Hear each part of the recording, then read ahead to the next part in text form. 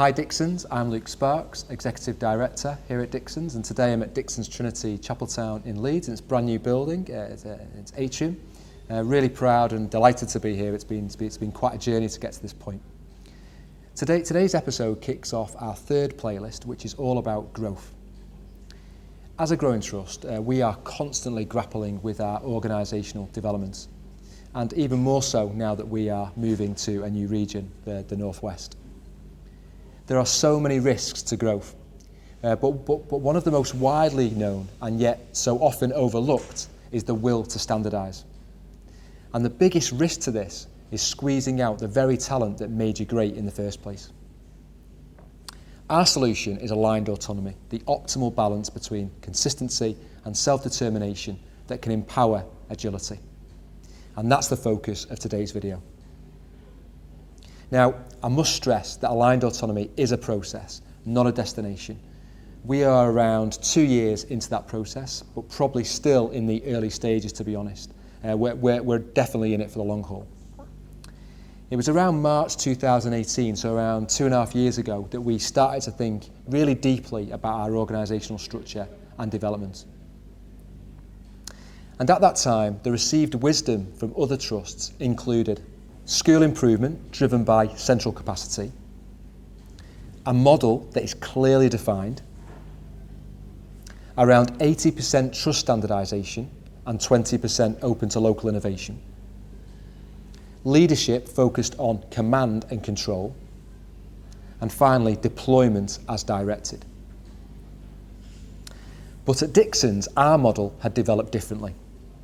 In particular, our principals had grown used to having a lot of autonomy.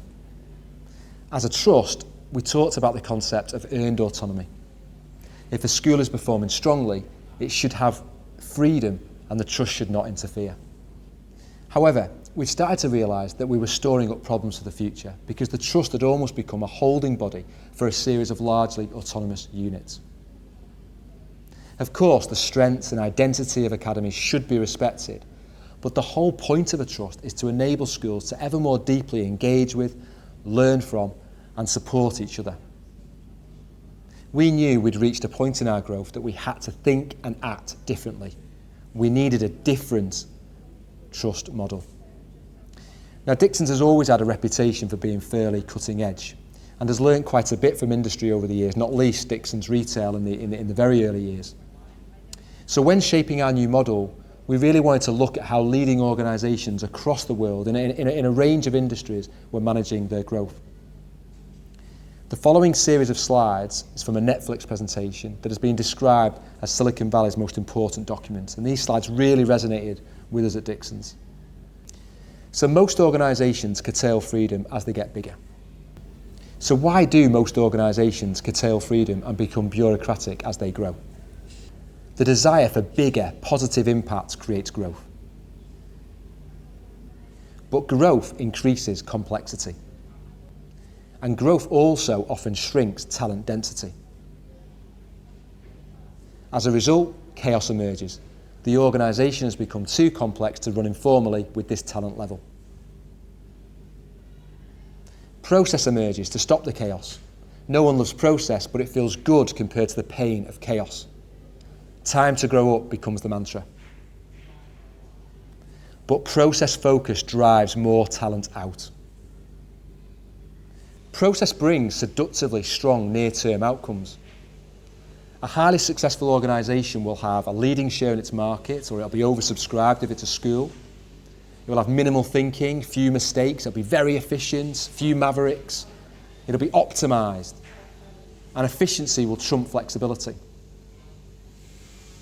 But then the market shifts. Maybe due to technology or competitors. In schools, it might be due to curriculum or accountability changes. And the organisation is unable to adapt quickly, and it can grind into irrelevance. So it seems like there's 3 bad options. Firstly, stay creative by staying small, but therefore have less impact. Secondly, avoid rules as you grow and suffer chaos.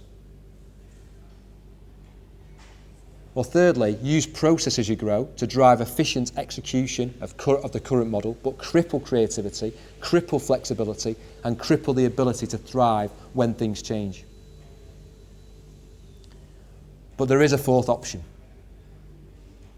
The Agile organisation is dawning as the new dominant organisation paradigm.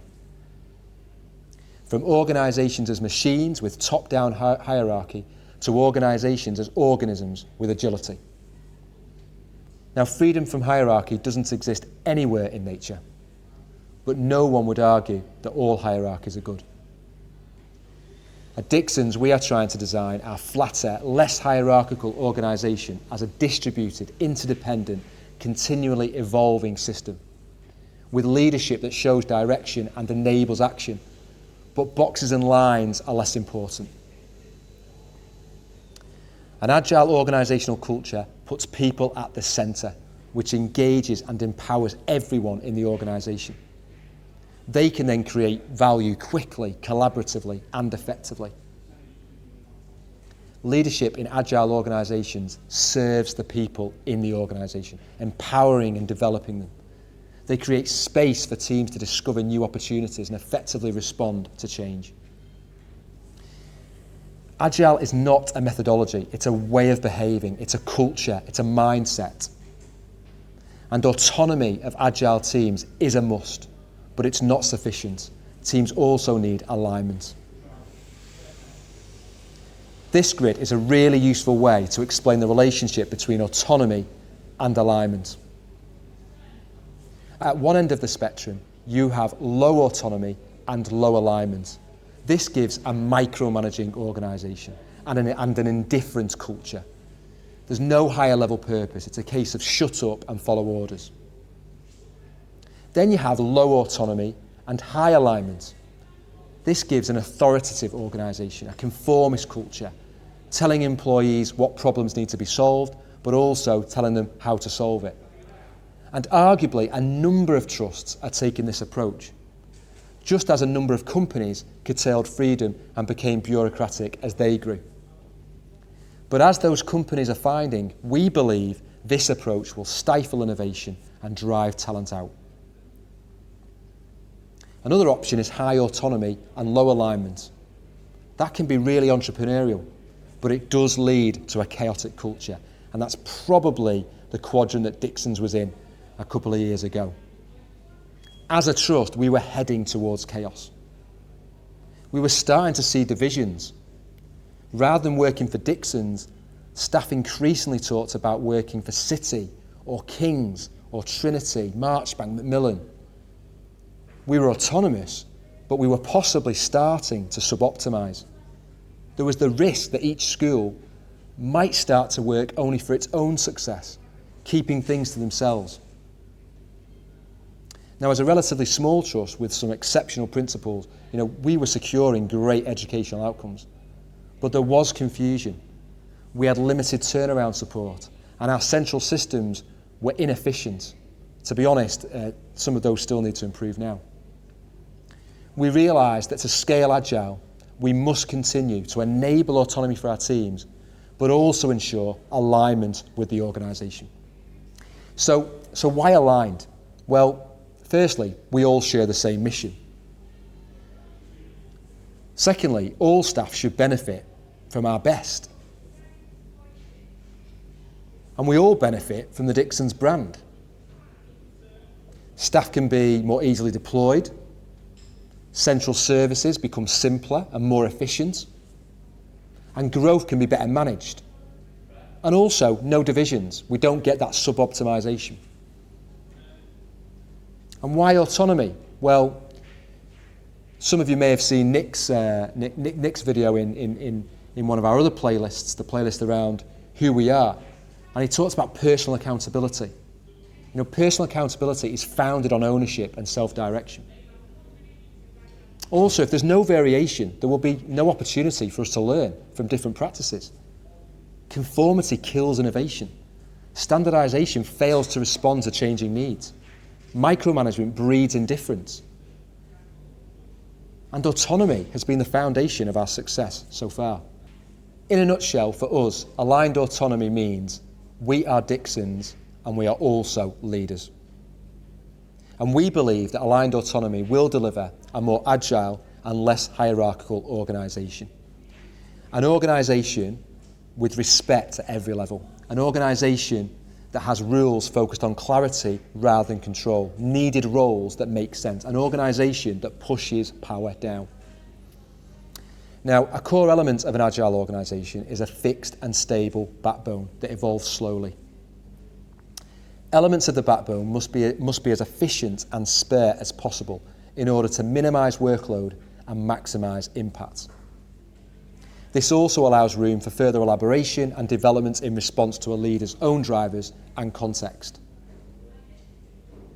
As aligned autonomy is a process, not a destination, a component of the backbone one year may be dropped in another because it outlives its usefulness or because it's time for further innovation and testing. For each element of our backbone, we have started to create clarity by stating which aspects are aligned across our organisation. Our teams then have autonomy over anything that is not stated. For example, here is the mission and values element of our backbone. Academies must align their mission to our trust mission, and it must be succinct and measurable. But the Academy has autonomy over the actual wording. Some elements of our backbone are almost completely aligned, example finance due to necessary controls. Other elements of our backbone allow for much greater autonomy, example our curriculum. And we will drill down further on our backbone in another video later in this playlist. So this fourth option, this new trust model, is focused on avoiding chaos as you grow with ever more high performance people, not with rules. And putting talent first in this way is one of our 3 strategic anchors, as Sir Nick outlined in the critical questions video in the Who We Are playlist. And we will explore our talent strategy further in this playlist. But the key is increased talent density faster than complexity grows. And with the right people, instead of a culture of process adherence, cultivate a culture of creativity and self-discipline, freedom and responsibility. The best managers figure out how to get great outcomes by setting the appropriate context rather than by trying to control their people. They should provide the insight and understanding to enable sound decisions. And agility means building a structure that allows people to react in real time. In our current age of urgency, we have to take the principles behind Agile and use them a little differently. McKinsey calls them the 3 insteads. Instead of making a decision when you have 90% of the information, make it when you have 70%. Instead of imposing decisions from top down, encourage real-time decisions across the organisation, decoupled from title or rank. Instead of relying on charismatic leaders who get results by force, recognise that leadership can come from anyone and is earned, not appointed. So at Dixons, we believe that the Agile organisation is dawning as the new dominant organisational paradigm. Agile groups can thrive in an unpredictable, rapidly changing environment. They are both stable and dynamic. They focus on students, they are open, inclusive and less hierarchical. And they evolve continually and embrace uncertainty. An Agile organisation puts people at the centre. And all of this is only possible through high autonomy, that is a must, but also high alignment. We must continue to enable autonomy for our teams, but also ensure alignment with the organisation. And I must stress again, aligned autonomy is a process, not a destination. And as a trust, we are still in the early stages of the process. In future videos, we'll drill down on our backbone a bit further. We will look at how we scale Agile. And as I mentioned just now, we will also explore our talent strategy. But that's it for this video. I hope colleagues enjoy exploring this playlist as we reflect on our approach to the growth of our trust. Thank you.